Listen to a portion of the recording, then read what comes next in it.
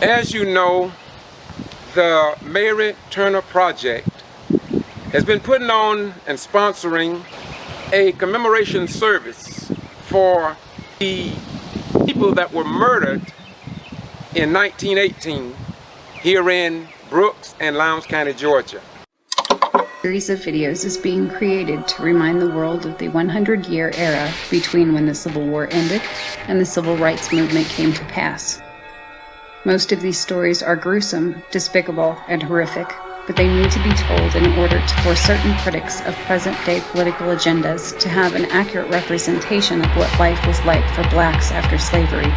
The largest was the Ku Klux Klan. It certainly began among former Confederate soldiers. Too often there's an almost purposeful ignorance, a contempt for those of color, and a stain on the true horrors that African Americans faced daily. A life without justice, a life of oppression, a life without safety. These are their stories.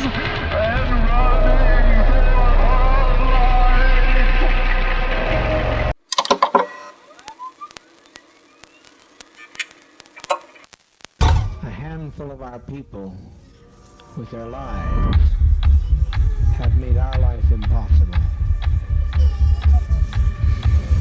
Not only we're in a compound situation, those who have left and committed the betrayal of the century. There's no way to detach ourselves from what's happened today. Hi, I'm Izzy Osborne. Welcome.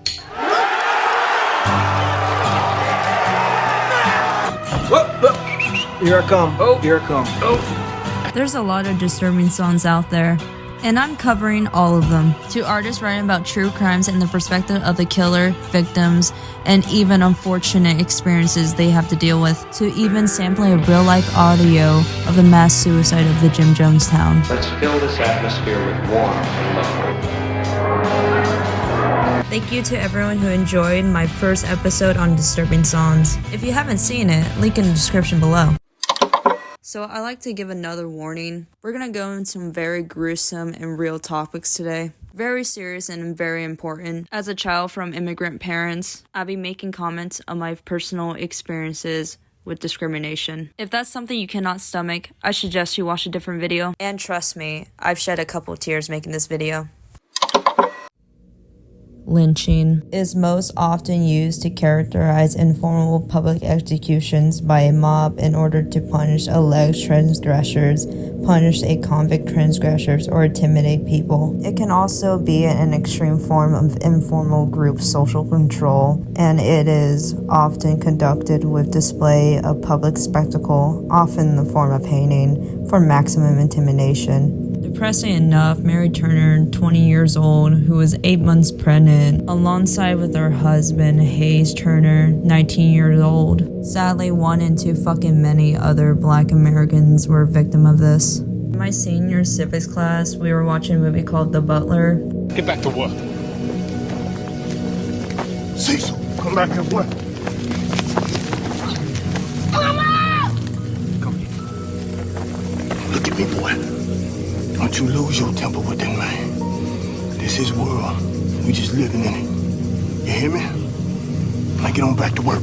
A movie based on Eugene Allen, who was a waiter and a butler for the White House. The movie showed what black people had to go through during and after the Civil War with segregation and lynching. When my teacher was showing this to the class, one of my classmates, who had protected his identity by calling him Roderick, came to school the next day wearing a shirt that said White Lives Matter. I'm sure you all know this, but that was a mockery of the movement Black Lives Matter. If he wore an All Lives Matter, I would have just said, oh, he's just an ignorant person and might be hiding his racism secretly, mostly because he wore that shirt after learning about segregation. But it was obviously clearly that he had hatred towards black people. As much as that bothered me and many people other that went to my school too, the school did absolutely fucking nothing about it. And before people say that it's because of freedom of speech, let me make it clear. I'll have to admit, I was a pretty rebellious kid and a fucking degenerate, which often got me targeted. If a student did like something bad, I was often blamed for it, even if I had nothing to do with it. The amount of times I got sent to the office because I was wearing a flannel, because I'm a Mexican American. I'm also half Filipino too, but the school told me they had a policy on people dressing like a gangster. Was not allowed. The most ridiculous fucking words ever said to me. It's funny, given to the climate I live in, wearing flannels is very popular. Even my parents knew that was just because of the color of my skin. But I had to stop wearing it because my graduation was threatened for me. Oh, and did Roger get pulled from class? No. Did he get any in trouble? No. Did the adult staff educate him or forbid him to wear that ever again? No. No, they didn't. And I want to make this clear, even though it's obvious, but just in case, this is no left or right statement. It's about basic human rights and civil rights, and I'm telling you my experiences, just because I have dealt with many, and these issues are still relevant. Let him go, please. Let him go. Please let him go. We're going to as soon as you let him go. I'm going to.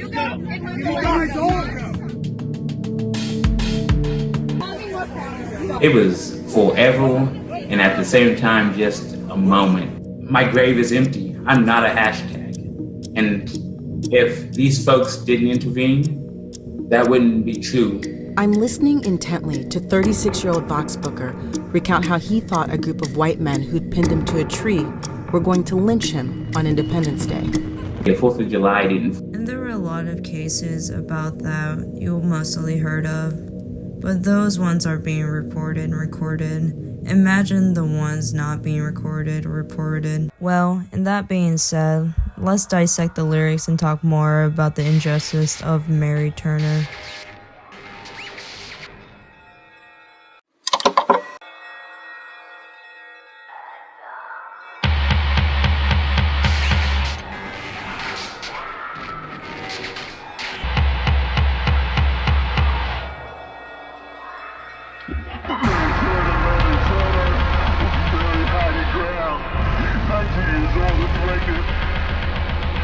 Hazel Turner, murdered by a lynch mob.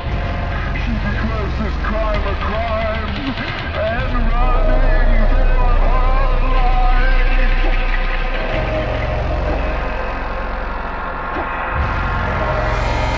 life. Mary Turner, the third track on the album Girl with a Basket of Fruit, released in February 8, 2019 by the band called Choo Choo, is an American experimental rock band.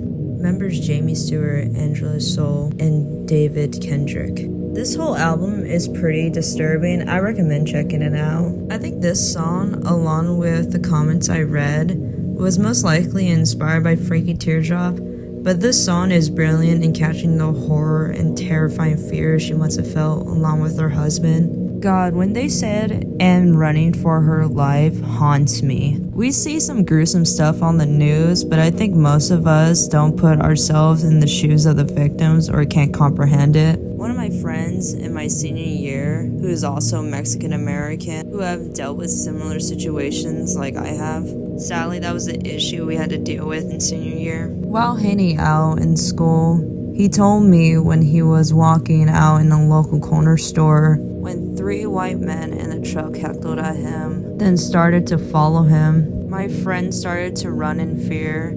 These men followed him to his house and drove around his house while my friend was hiding. And while he told me about this, I noticed that he was starting to shake like a scared kid and saying, "To my house? Why?" I tried to keep my composure because I wanted to cry out of anger, but I gave him a look and he said, "I know, bro. I know." It's one of those things where most of us who have dealt with these certain situations, it doesn't have to be said, but we distinctly know why, and those lyrics make me think about him. She's captured at Folsom Bridge. Gasoline and motor oil smeared on her clothes. She is hung up by her ankles from the tree. A match is struck and she's set ablaze. Mary Turner, while still burning. Mary Turner, while still alive. Split open with a knife.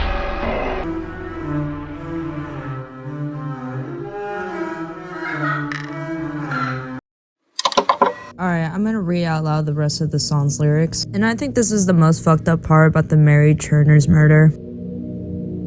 Split open with a knife, unborn child falls from her womb onto the ground. Looking up, the first and only light it ever sees, the flames of its mother's burning, reaching out. The first and only loving touch it receives, the falling ash of its mother's hair on fire. This is what disturbed me the most about Mary Turner's murder. It made me shed tears without even realizing the hauntingly uncomfortable, poetic way they described it in first person of the baby. The word depressed and anger feels like an understatement for the way I felt. The baby cried in the dirt, quiet by the boot's heels. Mother and child, 999 more bullets from the crowd. So this is what happened to Mary Turner. She was pregnant and was hung upside down, brutally cut her womb, took out her unborn baby and stomped it to death. I think the day before her murder, I'm pretty sure her husband was murdered by the same lynch mob. It's pretty fucking disgusting at what these human beings, animals, have done to this woman. Look at how these fucking people are disgustingly smiling when they're doing this. Like, how do they not feel any guilt or remorse? As human beings, I feel like subconsciously our soul would know this is wrong. But these white lynch mobs didn't see black people as actual people. They just saw them as animals and they could do whatever they want to them. Absolutely disturbing. Fuck your guns. Fuck your war. Fuck your truck. Fuck your flag. Wow. That was definitely way more disturbing than Franken Teardrop. Captures the horror of what she went through and tons of other black Americans. Shows how unforgivable this world can be. I love these songs about hard to talk about topics with the uncomfortable style of art. It's a very powerful way to get the message across. Thank you for watching my video. I hope you really enjoyed it. I'll be covering these disturbing songs, so stay tuned for this series to grow. Comment down below what you like and dislike about my videos so I can make better content for you. My dream for this channel is to hit 1,000 subscribers, so I appreciate it if you like, subscribe, and keep posting notifications on. Only if you genuinely enjoy my content. I'll be posting regularly. Bye!